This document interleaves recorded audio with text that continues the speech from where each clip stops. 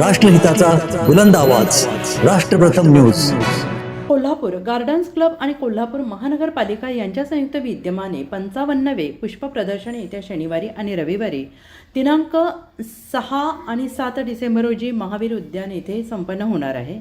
2 दिवस चालणाऱ्या या हरित महोत्सवात विविध स्पर्धा, कार्यशाळा, व्याख्याने तसेच बगीच्यांना लागणारे सर्व साहित्य पुरवणारे स्टॉल्स यांची रेलचेल असेल. शहरवासियांना या प्रदर्शनात केवळ कोल्हापुरातीलच नव्हे तर पुणे, सांगली, बेळगाव अशा शहरांमधून बागेसाठी लागणारे नवनवीन साहित्य जसे कुंड्या, स्टँड, रोपे, कंद, खते, हत्यारे वगैरे बघण्याचा आणि खरेदी करण्याचा आनंद घेता येणार आहे.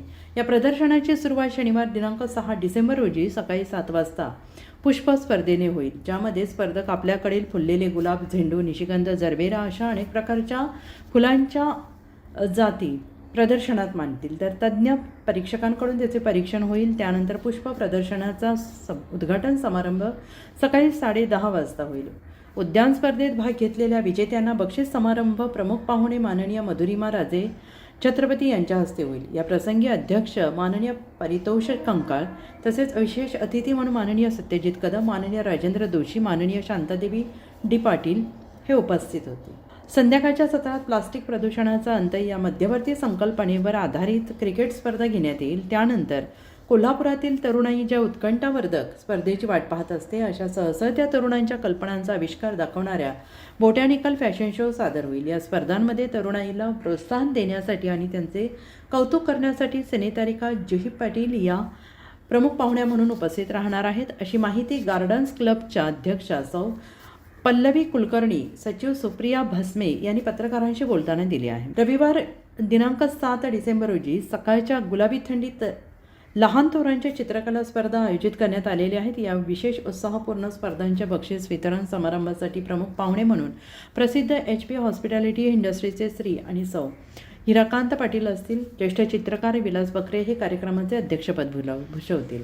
या चित्रकला स्पर्धेतील विजेत्यांची चित्रे 2027च्या कॅलेंडरसाठी निवडली जातील.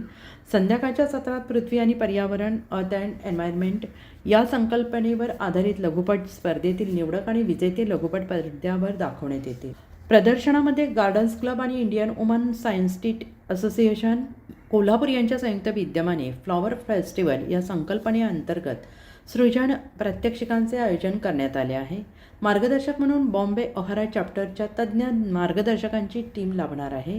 शास्त्रोक्त पद्धतीने अत्तरे तयार करणे, फुलांपासून सरबत तयार करणे तसेच कागदी फुले तयार करणे यासाठी तज्ज्ञांचे मार्गदर्शन लाभणार आहे.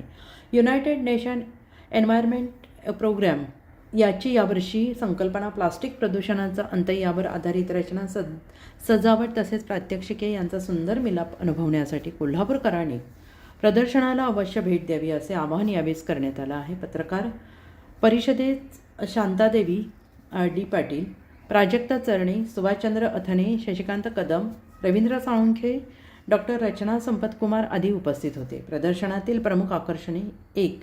क्लबतर्फे 6,000 कापडी पिशव्यांचे वाटप, शाळेतील मुलांचे पोस्टर आणि उपकरणांद्वारे प्लास्टिक प्रदूषणावर बोलकी प्रदर्शने आणि यामध्ये Birds International School, Radhabai Shinde New Model, Maisaheb Bawdekar या शाळा सहभागी होतील. देशी बियाण्यांचे प्रदर्शन आणि माहिती केंद्र, क्लब सदस्य श्री अभय कोटणीस यांच्या कचऱ्यापासून खत बनवणाऱ्या उपकरणांची माहिती, महाविद्यालयातील राष्ट्रीय छात्र सेनेच्या आणि इतर विद्यार्थ्यांचा स्वयंसेवक म्हणून सहभाग.